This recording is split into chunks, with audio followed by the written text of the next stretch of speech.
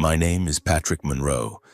I'm 34 years old, a lawyer living in New York, where skyscrapers and the frenetic pace of life can easily make you forget who you are. I specialize in handling complex civil cases, lawsuits involving property disputes, contracts, or corporate interests. The job demands calmness, discipline, and sometimes a heart of steel to avoid getting swept up in my client's emotions.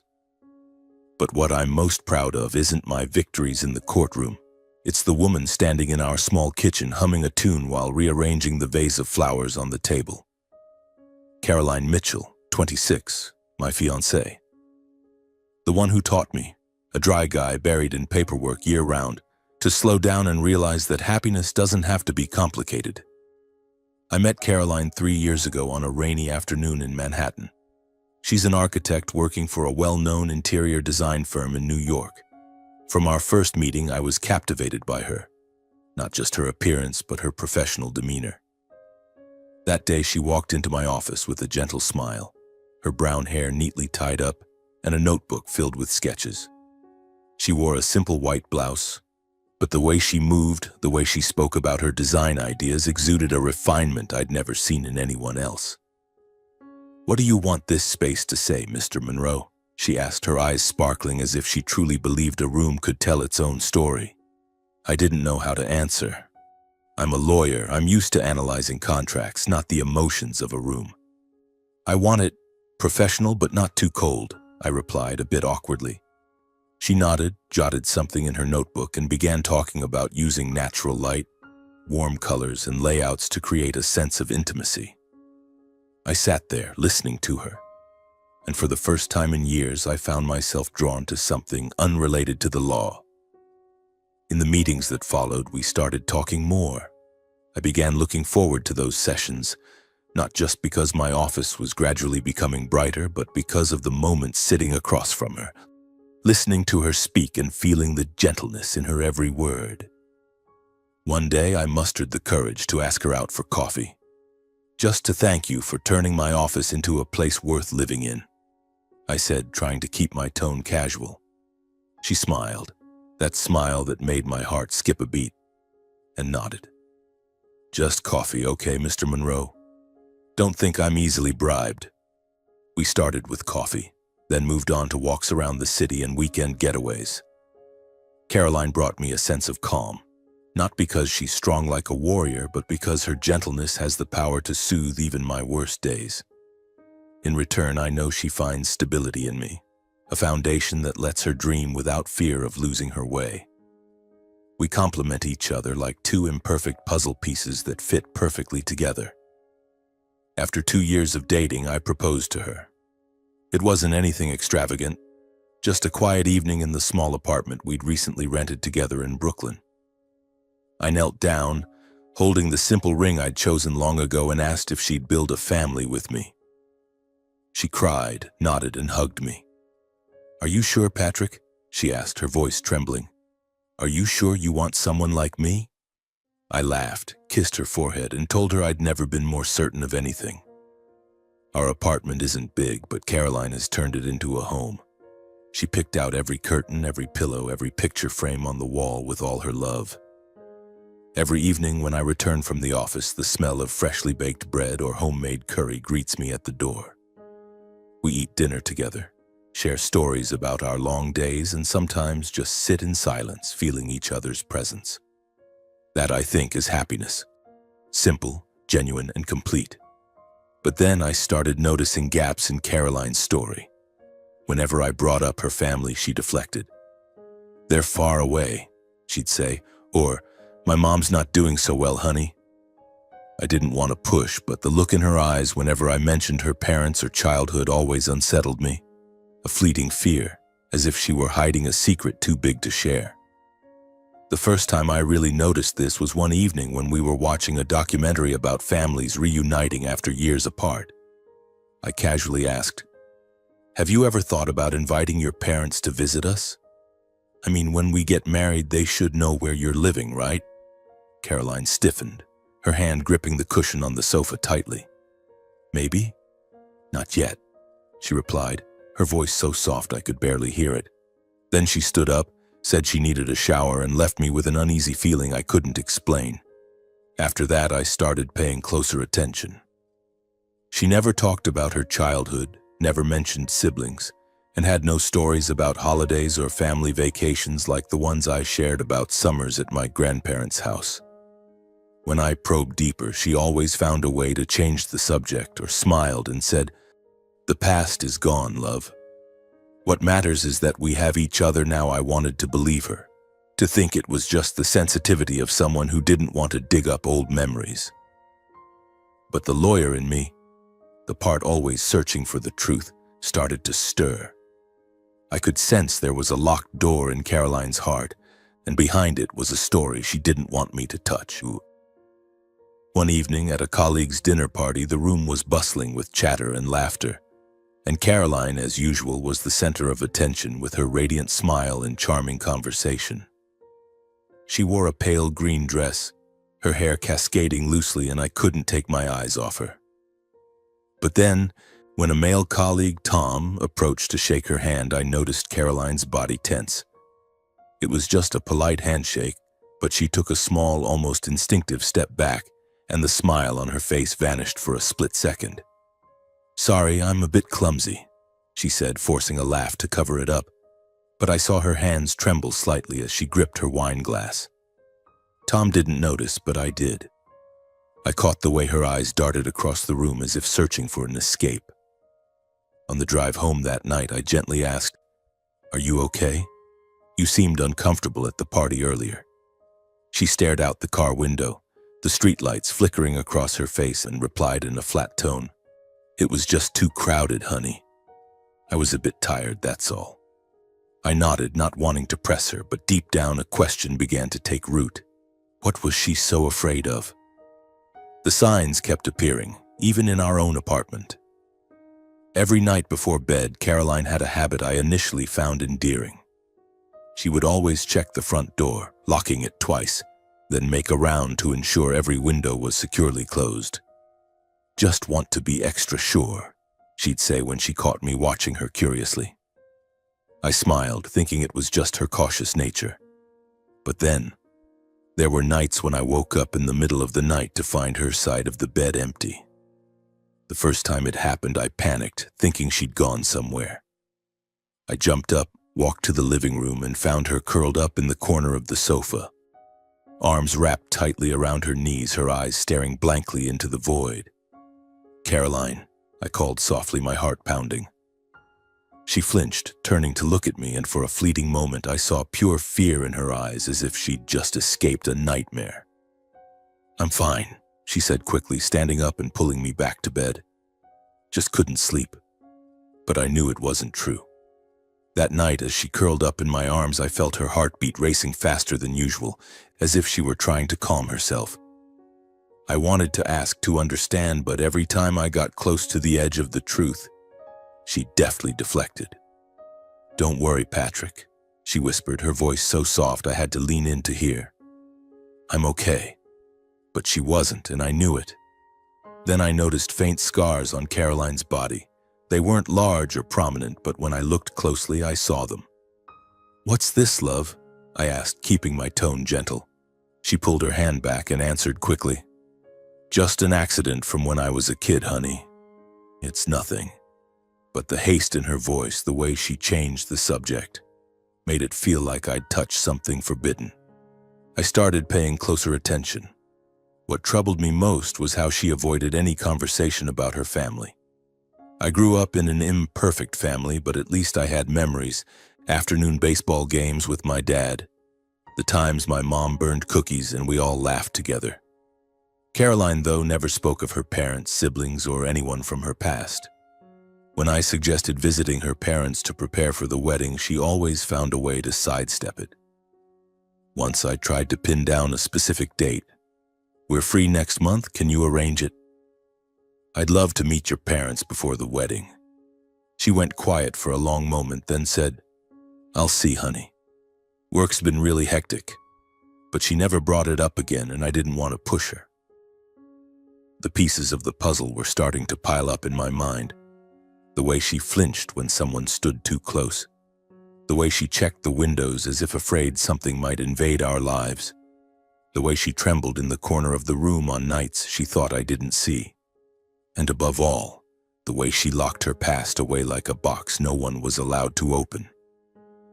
With my lawyer's instincts, I knew something was wrong. I had analyzed hundreds of cases, searching for truth in conflicting testimonies, and now I sensed a massive secret hiding behind Caroline's eyes. I couldn't just sit still any longer.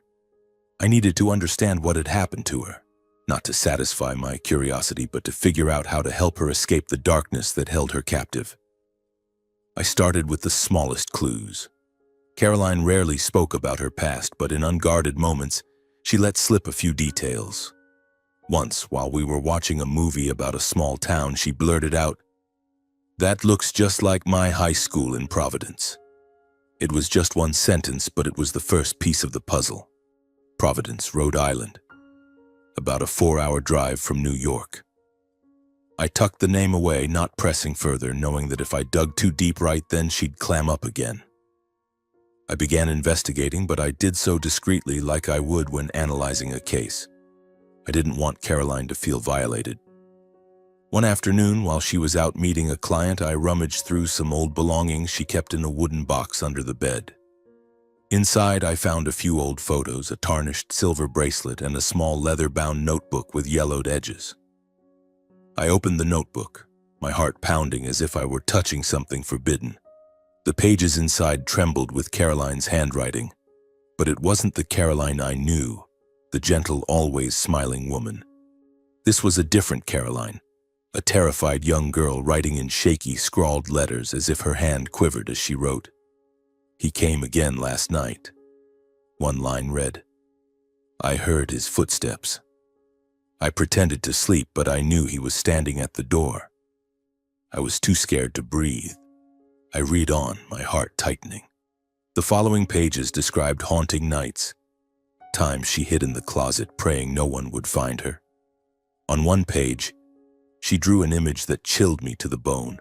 A large, shadowy figure, faceless, with glowing red eyes and sharp teeth like a monster from a nightmare. Beneath the drawing, she wrote, "I want to run away, but there's nowhere to go."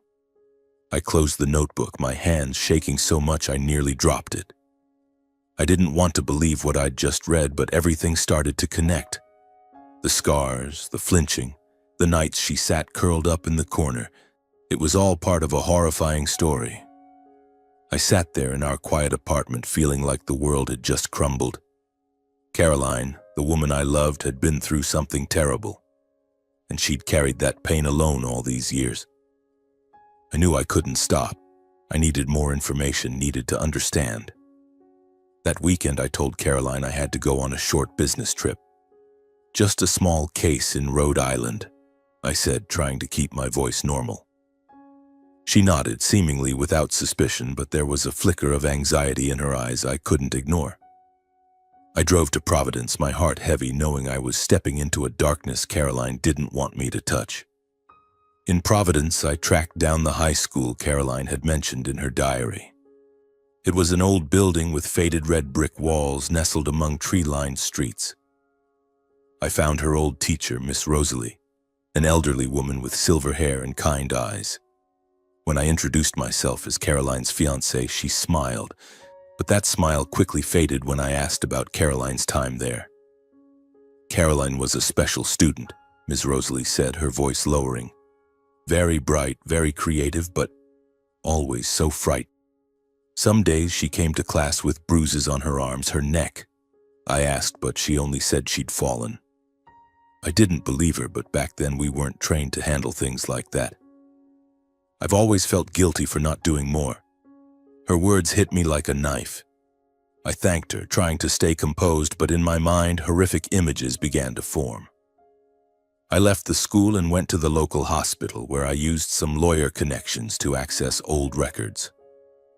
After a few hours, I found Caroline's name in medical reports from 10 years ago.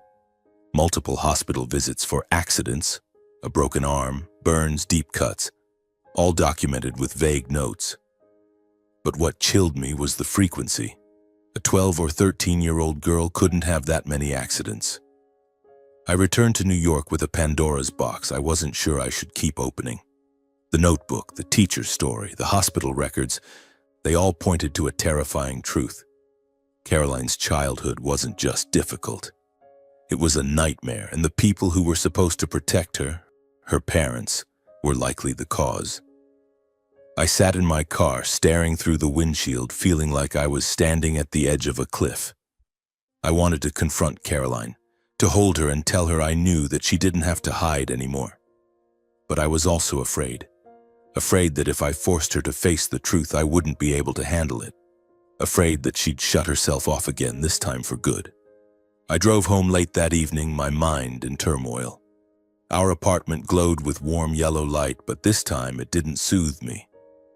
Caroline was sitting on the sofa holding a book, her brown hair falling over her shoulders. She looked up and smiled when she saw me. "You're back late," she said, standing to hug me. I hugged her back, but my heart was heavy. I couldn't stop thinking about what I'd seen, read, and heard. "Are you okay?" she asked, looking at me with worried eyes. "I'm fine," I lied, kissing her forehead. "Just a bit tired." That night I couldn't sleep. I lay beside Caroline, listening to her steady breathing.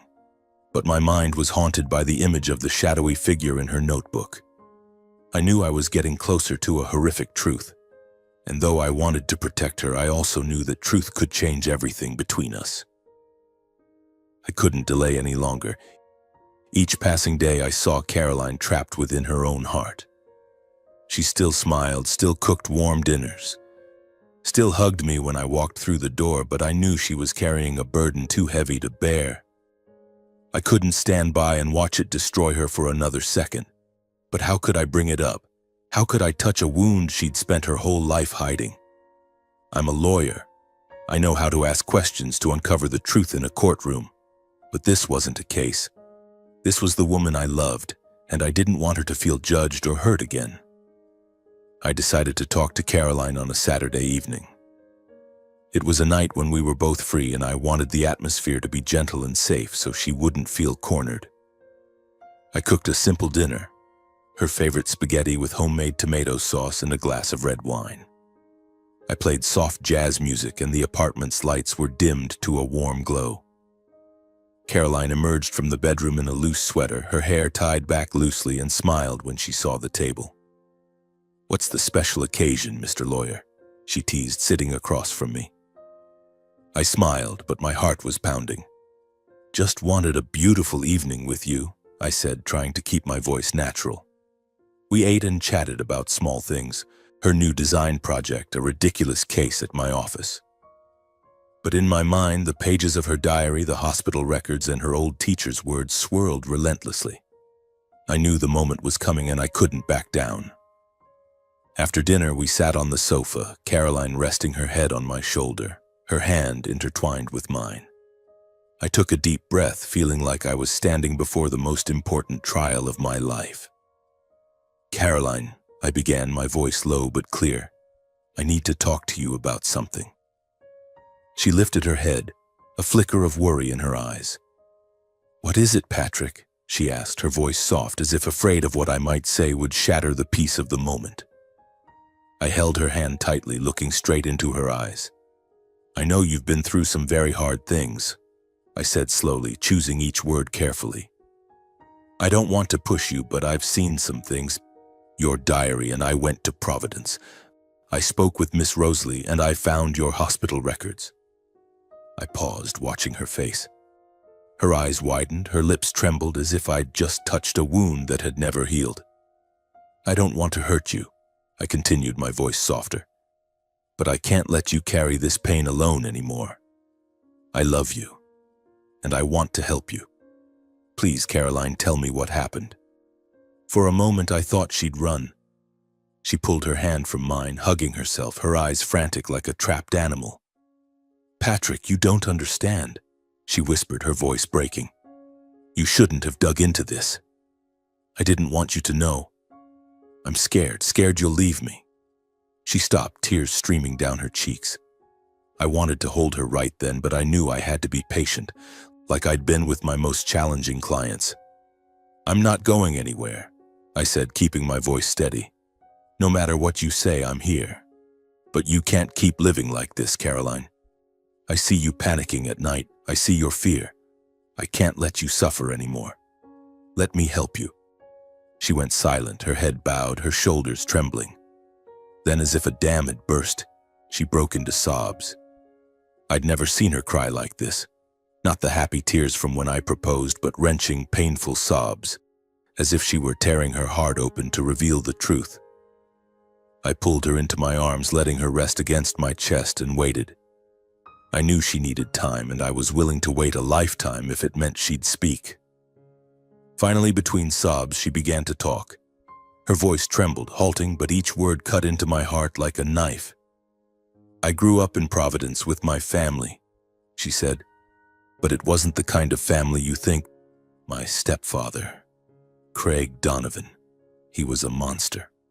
She paused, her breathing labored. He started abusing me when I was 9. At first it was beatings, but then he did worse things. He molested me, Patrick. He did things I can't even say out loud. Her tears soaked my shirt, but I didn't dare move, afraid the slightest motion would make her stop. And my mother, Donna, she continued, her voice thick with pain, she knew. She knew everything, but she did nothing. She stayed silent, even defended him. She said if I told anyone, it would destroy the family, that I'd be the one to ruin everything. I lived in fear every day, Patrick. I had nowhere to hide, no one to turn to. The scars, the hospital visits, they were all because of him. Caroline's words cut into my heart like 100 sharp knives, each one colder and more painful than the last. I sat there on the sofa in our small apartment, the warm yellow light now fading before the storm of emotions swirling inside me. She collapsed against my chest, her body trembling, her tears soaking my shirt. I held her tightly, trying not to break, but inside it felt like my entire world had shattered. Caroline, the woman whose smile lit up a room, who turned this apartment into a home, the person I loved more than anything, had lived through a hell that no one, not even I, had known about. And her mother, the one who should have protected her, had chosen to stand by that monster. I couldn't find words right away. Anger, pain, and helplessness tangled within me, choking my throat. I wanted to scream, to punch the wall, to drive straight to Providence and confront the man named Craig Donovan, the one who turned her childhood into a nightmare. But as I looked down at Caroline's red, tear-streaked eyes, I knew she didn't need my anger right now. She needed me here to listen, to be her anchor so she wouldn't fall apart. I stroked her hair, her soft brown locks slipping through my fingers, and I tried to breathe steadily to keep my voice calm. Caroline, I whispered, you don't have to go through this alone anymore. I'm here. I'll always be here. She looked up, her eyes brimming with tears, her gaze a mix of desperation and confusion. But what will you think of me, Patrick? She whispered, her voice breaking like shattered glass. I feel so dirty. I feel like garbage, like I don't deserve you. I tried to hide it, to live like a normal person, but every night I see him in my dreams. I see my mother's eyes, cold and indifferent. I'm scared you'll be disgusted by me, that you'll leave me when you know the truth. Her words were another knife, deeper, sharper. My heart ached, not because of what she'd been through, but because she thought I could ever turn away from her. I cupped her face, wiping the tears from her cheeks, and looked into her eyes. Caroline, I said, my voice hoarse with emotion. I don't care where you came from or what you've been through. I only care about the future we'll build together. You're not dirty, you're not garbage. You're the strongest woman I've ever known. You survived all of that, and you're still here, still loving, still bringing light into my life every day. I love you. And nothing in this world could change that. She shook her head, more tears falling, but this time I saw a faint glimmer in her eyes, a hint of relief mixed with pain. But I feel guilty, Patrick, she whispered. I feel ashamed for not running away, for not screaming, for not doing anything to stop him. I let him keep going, let my mother cover for him. I feel like it's my fault too." She collapsed, her body going limp in my arms as if her last bit of strength had left her.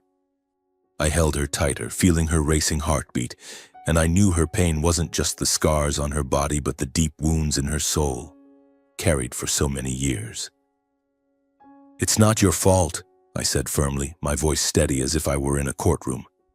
"You were just a child, Caroline. You couldn't have stopped him.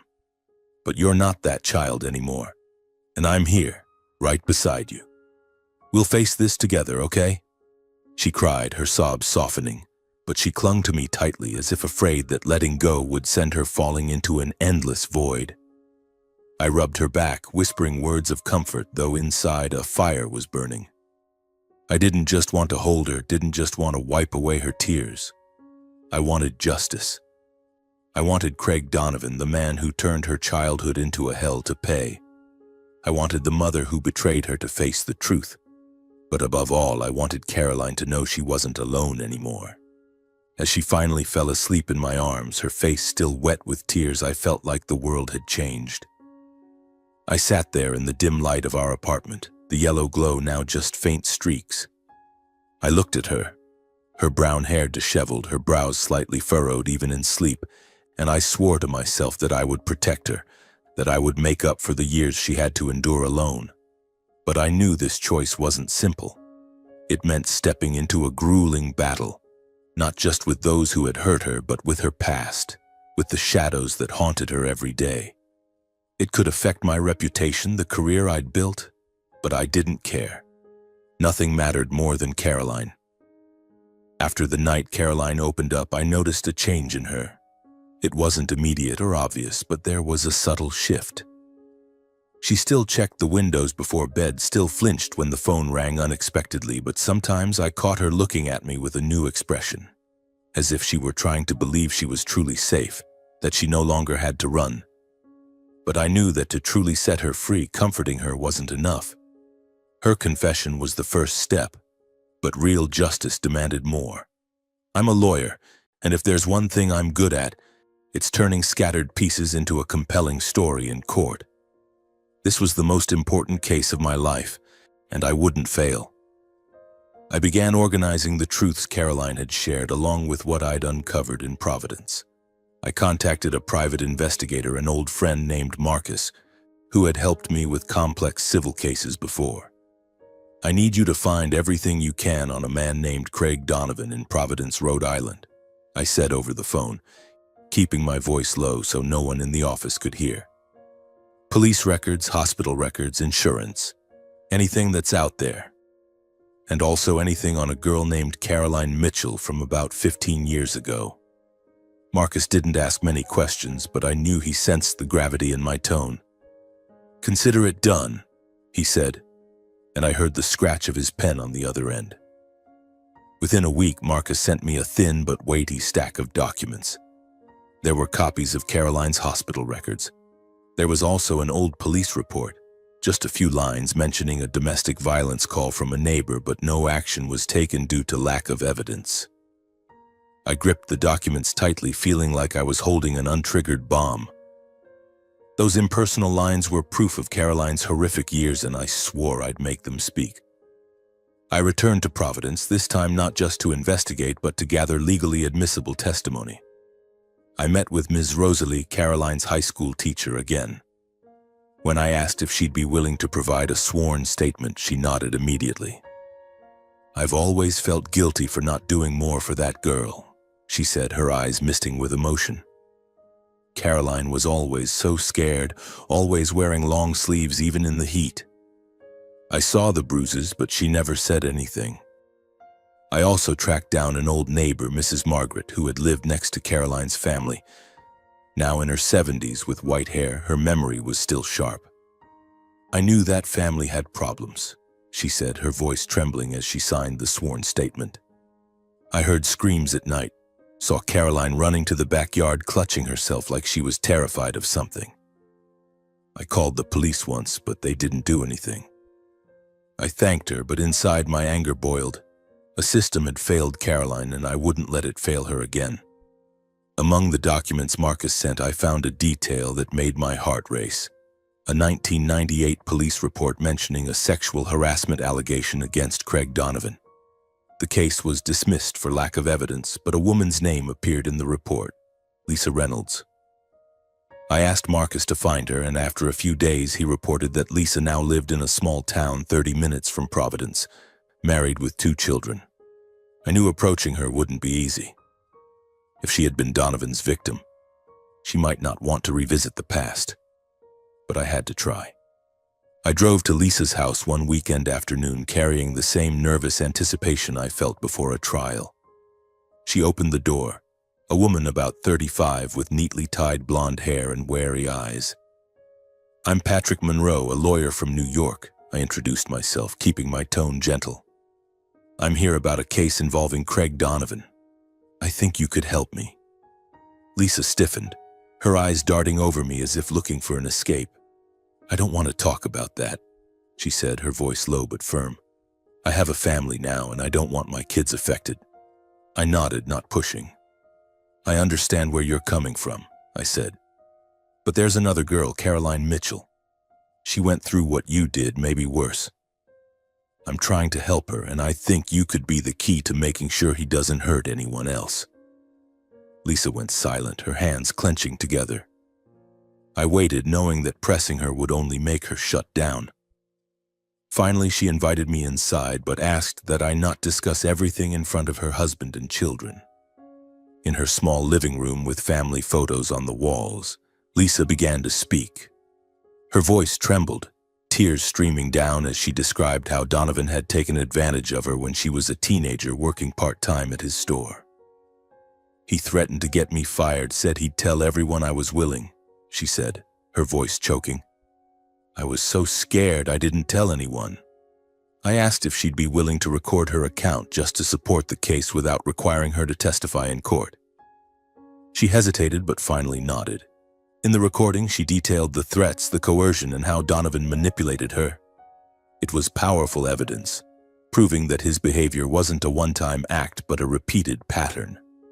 I returned to New York with a growing file: Caroline's diary, medical records, the police report, sworn statements from Ms. Rosalie and Mrs. Margaret, and Lisa's recording. I organized them meticulously, categorizing each piece of evidence as I would for a major case. But this time, I wasn't just a lawyer.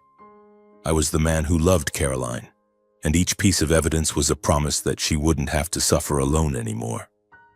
I looked out my office window, the city lights twinkling below, and I knew I had shifted from a compassionate partner to a warrior, ready to bring Craig Donovan to justice. The next day, I returned home late in the evening carrying the file and a burning determination. Caroline was sitting on the sofa clutching a mug of tea, her gaze distant as she stared out the window.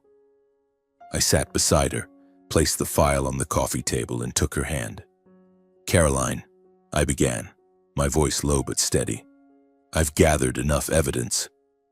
Medical records, statements, your diary, and even a recording from another of Craig Donovan's victims. We can file a case against him. You don't have to run anymore. Let the law speak." She froze, the mug trembling in her hands. Her eyes widened, filled with panic, as if I'd just reopened a door she'd spent years locking tight. "Patrick, you don't understand," she whispered, her voice shaking. "He'll come after me. He always said if I spoke out, he'd find me, he'd kill me. And my mother, she'll side with him. I'm not strong enough to face them." Tears rolled down her cheeks and my heart clenched. I wanted to hold her, to tell her everything would be okay, but I knew she needed more than comfort. She needed the truth, a reason to believe she could fight. "Caroline," I said, gripping her hand tightly, "I know you're scared, but if you stay silent, he won't stop. He hurt you, he hurt others, and he'll keep going if we don't act. And most importantly, you don't have to do this alone. I'm here, and I'll do everything to protect you. If you stand up now, you're not just saving yourself, you're saving others who could become his victims." I paused, looking into her eyes, trying to give her some of my strength. "You're stronger than you think. You survived all of that. Now let me help you end it." She fell silent, her hands clutching the mug as if it were her last anchor. In the days that followed, I saw her wrestle with herself. Some nights, she sat curled up on the sofa, her gaze lost, as if battling her own demons. I didn't push her, but I was always there, reminding her she was no longer the frightened girl in that Providence house. One evening, when I returned from the office, she was standing at the door, her eyes red but resolute. "Okay, Patrick," she said, her voice trembling but firm. "I'll do it. I want to file the case against him." I pulled her into my arms, feeling her body shake. And I knew this was the first time in her life she'd chosen to fight instead of endure. But then she pulled me to sit down, and another secret came to light.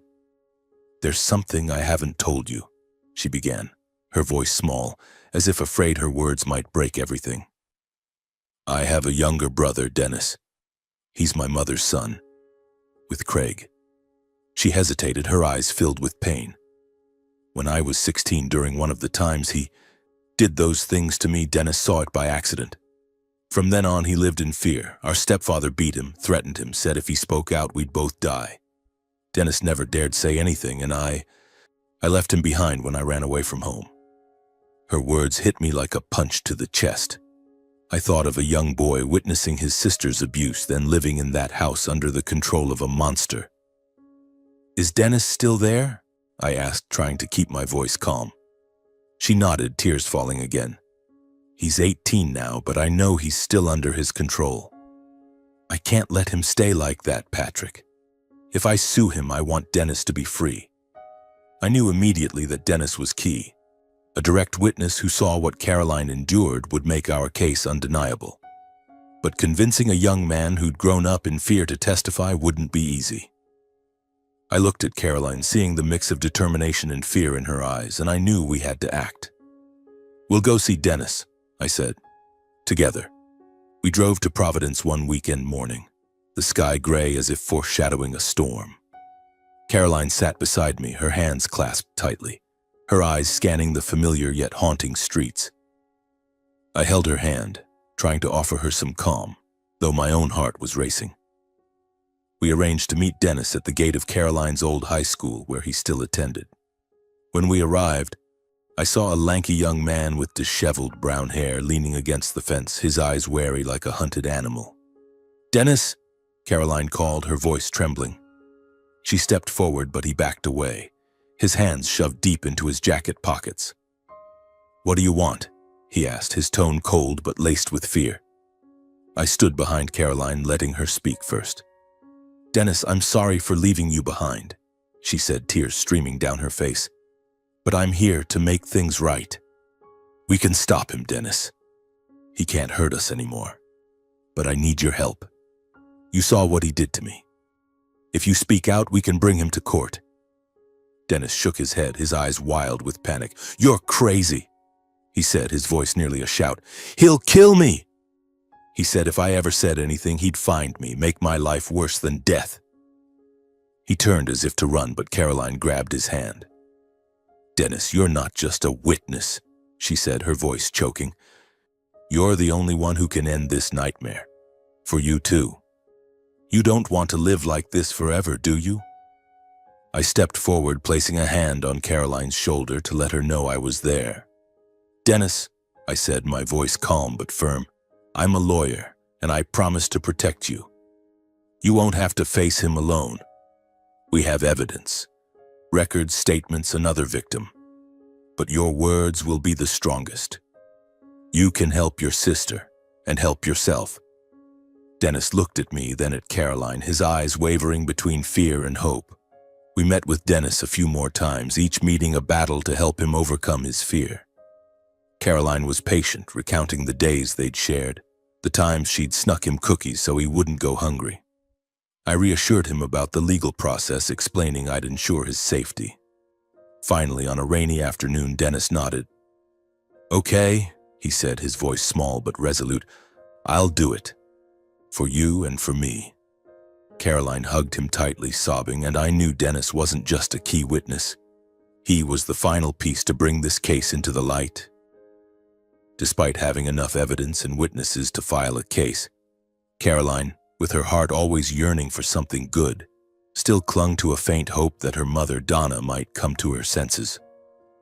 One evening, As we sat in our apartment, the yellow light illuminating her face, she gripped my hand, her voice trembling. "Patrick, I want to try one more time," she said, her eyes a mix of determination and fear. "I want to go back to the old house, talk to my mom. Maybe if she sees Dennis, she'll change. And I want to see Dennis to make sure he's okay." A chill ran down my spine. Returning to that house, the place that had imprisoned her in years of horror, was an idea that filled me with dread. But looking into her eyes, I knew I couldn't refuse. "Okay," I said, squeezing her hand, "but I'm coming with you. You're not going alone." We drove to the old house in Providence, where her childhood was steeped in trauma. The house sat at the end of a quiet street, its faded brick walls and tightly curtained windows exuding an oppressive air as if it were guarding dark secrets. When we knocked, no one answered at first. I heard noises inside, heavy footsteps, hurried whispers. Then the door swung open and there stood Craig Donovan, tall and imposing, his cold eyes glinting, reeking of alcohol. He looked at Caroline, then at me, a sneer curling on his swollen face. "What the hell are you doing back here, you little brat?" he growled, then glanced at me. "And who's this guy you dragged along?" Before I could respond, a sight stopped my heart. Dennis, Caroline's younger brother, was kneeling on the living room floor, his hands clutching his head, his face covered in bruises. A toppled chair lay beside him, and I heard his stifled sobs. Caroline screamed, rushing to wrap her arms around Dennis, tears streaming down her face. "Stop it!" she cried, shielding him. "Don't touch him anymore." I stepped forward, positioning myself between Caroline, Dennis, and Craig, facing him directly. My heart pounded, but I kept my voice calm, though rage boiled in my chest. "Do you know who I am, Donovan?" I said, locking eyes with him. "I'm a lawyer, and I know exactly what kind of man you are. You're going to pay for what you did to Caroline, to Dennis, and to others." He laughed, a harsh, scornful sound. "Who do you think you are coming here?" he snarled, stepping closer, his breath heavy with alcohol. "You don't know who you're messing with, kid." I didn't back down. "I know exactly who," I said, my voice cold as steel. "And I promise you this time you won't get away." The air was thick with tension. Caroline stood, her hand gripping my arm, trembling but her eyes blazing with resolve. She stepped forward slightly, her voice strained but clear. "You can't hide forever. I have evidence, witnesses. I'm going to bring you to justice. And this time, I'm not just doing it for me. I'm doing it for my brother so he doesn't have to live in the hell you created." At that moment, Donna, Caroline's mother, appeared from the corner of the room. She stood there, her face cold, her eyes devoid of emotion. "Caroline, you dare come back to make up lies, to smear this family?" she said, her voice sharp as a blade. "You're a disgrace, a stain on me. You think you can destroy everything with your made-up stories?" Caroline trembled, turning to hold Dennis tightly. I saw her crumble, not from fear but from the final betrayal of her mother. "You knew everything?" she whispered, her voice breaking. "You knew what he did to me and you did nothing." "Why, Mom?" Donna turned away, silent, and I knew Caroline's last flicker of hope had died. I pulled Caroline and Dennis to their feet, holding them both close. "Let's go," I said firmly. "The truth may hurt, but it will set you both free.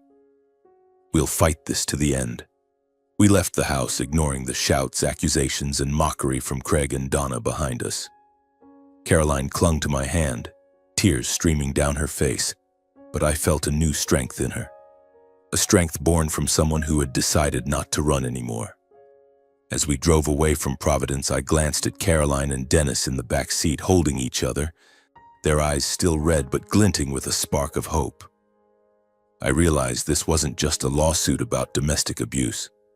This was a brutal battle, with Craig Donovan willing to use violence and Donna complicit in covering up his crimes. But instead of fear, I felt my resolve strengthen.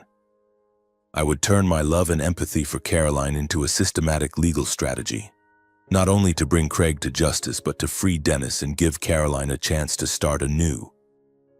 I returned to New York with unwavering resolve. In the days that followed, I worked tirelessly, transforming the file into an airtight indictment. I filed a lawsuit against Craig Donovan on multiple charges: domestic violence, sexual harassment, rape, and threats. I also included Donna Mitchell in the list of defendants for complicity, as her silence and cover-up had enabled Donovan's crimes. Every line in the complaint was a promise to Caroline, to Dennis, and to myself that justice would be served. The case quickly caused a stir in Providence. Local newspapers began reporting with sensational headlines about a New York lawyer taking on a dysfunctional family. Caroline grew anxious, fearing that public attention would hurt her further, but I held her hand, reminding her that the light of justice sometimes requires crossing painful lines. "We're doing the right thing," I said, and she nodded, though her eyes were still filled with worry. The first court hearing took place on a cold morning in a small Providence courtroom. The atmosphere was suffocatingly tense, as if the room were awaiting an explosion. Craig Donovan sat at the defendant's table, his cheap suit failing to mask the menace in his eyes. Beside him was Donna, her face cold, her hands clasped tightly as if trying to hold herself together. They had hired a notoriously aggressive lawyer, James Carver, known for his smear tactics and deflections. I was prepared for this, but seeing Caroline behind me, her trembling hands gripping the chair, I knew I couldn't afford to fail. The trial began with my opening statement. I presented Caroline's medical records, her trembling diary pages, sworn statements from Ms. Rosalie and Mrs. Margaret, and Lisa Reynolds' recording. Each piece of evidence was an arrow piercing Donovan's lies, but Carver countered fiercely. He stood, his voice sharp as a blade, claiming Caroline was mentally unstable, that she fabricated stories for revenge because her stepfather didn't love her. He called her diary the product of a sick imagination, and the medical records typical accidents of a clumsy child. He even suggested that Ms. Rosalie and Mrs. Margaret's statements were tales from old women seeking attention. I saw Caroline lower her head, her shoulders shaking, and I had to suppress my anger to stay focused. The jury began to waver. I could sense it in their glances, the doubt in their eyes as Carver continued his assault. I knew that without a decisive blow, our efforts could unravel. That's when I decided to call Dennis as a surprise witness. I had prepared him for weeks, but as he walked into the courtroom, lanky in an oversized shirt, his eyes full of fear, my heart tightened. Caroline gripped my hand, whispering, "Can he do it, Patrick?" I squeezed her hand and nodded. "He'll do it." Dennis stood before the court, his voice trembling as he began. "My name is Dennis Mitchell," he said, his eyes flickering across the jury before settling on Caroline, as if drawing strength from his sister. "When I was 7, I saw my stepfather, Craig Donovan, do terrible things to my sister, Caroline. I saw him go into her room at night, saw her cry, saw him hit her when she tried to resist." He paused, swallowing hard, but then continued, his voice growing stronger. "After that, he started beating me, threatening to kill me if I spoke out. I've lived in fear for over 10 years, but I don't want to live like that anymore." The courtroom fell silent. I saw Donovan lurch forward, his face flushed, losing his composure for the first time. "You're lying," he shouted, slamming his hand on the table, prompting the judge to bang the gavel for order. But his outburst revealed his brutal nature to the jury. Donna, sitting beside him, tried to speak, denying everything. "Dennis, you can't lie like that," she screamed, but her trembling voice and contradictory words only exposed her complicity further. Dennis's testimony combined with the supporting evidence, Caroline's diary, medical records, Ms. Rosalie and Mrs. Margaret's statements, and Lisa's recording, delivered the decisive blow. The jury could no longer deny the truth. When the trial concluded after 3 grueling days, the verdict was delivered. Craig Donovan was convicted on multiple charges, facing decades in prison. Donna Mitchell was held accountable for complicity, receiving a lighter sentence, but enough to ensure she could no longer live in denial. In the days following the trial, I saw Caroline transform into a new person, yet one still fragile. She had once told me she feared the truth would break her, but now, With the truth laid bare, she was like a bird released from a cage, yet unsure how to spread her wings. "Patrick," she said one evening as we sat on the sofa, the golden light casting a glow on her brown hair, "I don't have to hide anymore. For the first time, I feel lighter. But I'm still scared. Scared that those memories will never leave me." I took her hand, squeezing it gently. "They might not fade right away, Caroline," I said, my voice soft but steady. "But you don't have to face them alone anymore. I'm here and we'll get through this together." I suggested therapy not because I thought she was weak, but because I knew the wounds in her soul needed professional care to heal. She hesitated, her eyes full of doubt, as if afraid that sharing those things with a stranger would hurt her more. But after a few weeks, she agreed. "I want to try, for you and for myself," she said, and I knew it was a significant step forward. Caroline began seeing a therapist, a middle-aged woman with a warm voice and understanding eyes. The first sessions were far from easy. Some days she came home with red eyes, her body exhausted as if she'd run a marathon. "It hurts, Patrick," she said, resting her head on my chest. "Talking about those things, it's like ripping everything open again." But she didn't give up. Each week she learned to face her memories instead of running from them, to forgive herself. Not Craig or Donna, but the young Caroline who had survived those horrific years with no one to help her. I stayed by her side, listening when she wanted to share, staying silent when she needed space, and always reminding her that she was stronger than she realized. Dennis became a part of our lives too.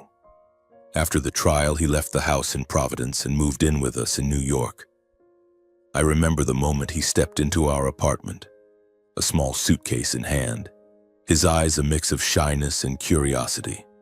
Caroline hugged him tightly, sobbing, and I saw in her a fierce love for her brother, the love of a sister who had once left him behind but was now determined to make up for it. I arranged a small room for Dennis, and Caroline turned it into a warm space with paintings she made herself and curtains she chose. "He deserves a safe place," she said, and I knew she wasn't just talking about the room but about an entirely new life. Amid the healing, we began preparing for our wedding. Caroline didn't want a lavish ceremony. "No need for extravagance, Patrick," she said. "Just the people who truly care about us." I smiled and agreed. We realized that the meaning of marriage wasn't in the rituals or glittering lights.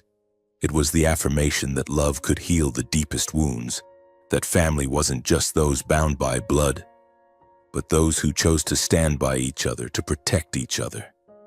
Caroline was no longer a victim. She was a survivor, a warrior who had walked through darkness and found light.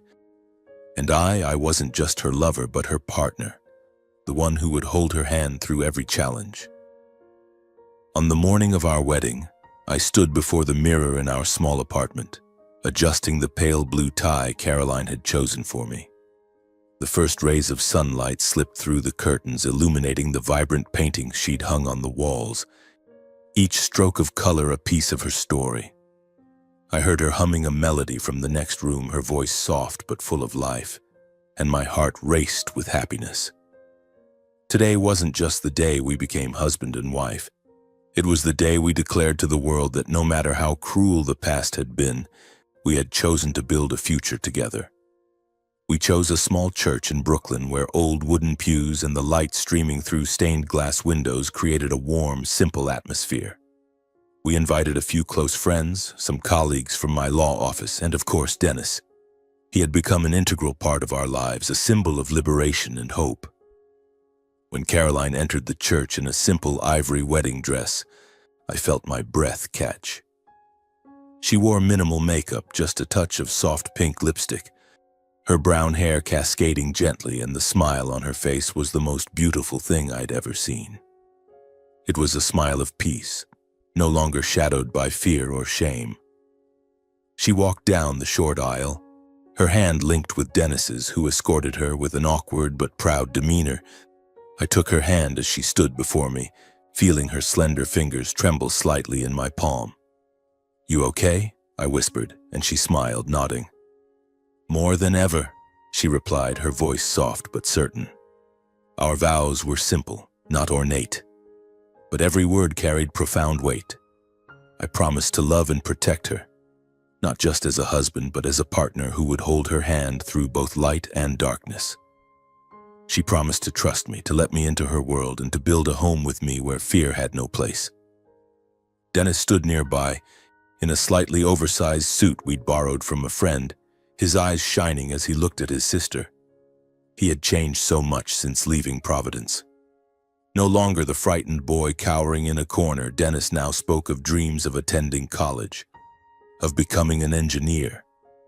I saw in him a new strength, a chance at a decent, safe life he'd never dared imagine before. As Caroline and I exchanged rings, I glanced at Dennis and he nodded at me as if saying he was part of this vow too. A vow of a family built on choice, not pain. In the weeks after the wedding, we began building our new home. We moved into a slightly larger apartment, big enough for the three of us. Caroline filled it with light, painting the walls a warm beige and tending to small potted plants each day. Dennis had his own room, where he hung posters about engineering and scattered books haphazardly. I still worked at the law office, but every evening, when I returned home, I found Caroline and Dennis cooking together or playfully arguing over which movie to watch. Those small moments were proof that we had overcome the darkness. Our love didn't shy away from the past. It faced the wounds, the nightmares, and turned them into strength. Justice, though delayed, had been served, not just for Caroline and Dennis, but for all those hurt by Craig Donovan.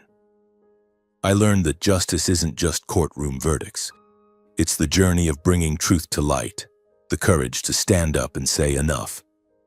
And family, I realized, isn't just what you're born into. It's the people you choose to love, to protect, to walk with through the hardest days. As Caroline and I stood on the balcony looking down at the bustling city below, she rested her head on my shoulder and I felt her heartbeat, steady, peaceful. Dennis was inside, his laughter ringing out from a comedy on the TV. I kissed Caroline's forehead, whispering, "We did it, my love." She smiled, her eyes sparkling like stars. "We didn't just do it, Patrick," she said. "We're living." And in that moment, under the city lights, I knew our story, a story of love, courage, and healing, had truly begun.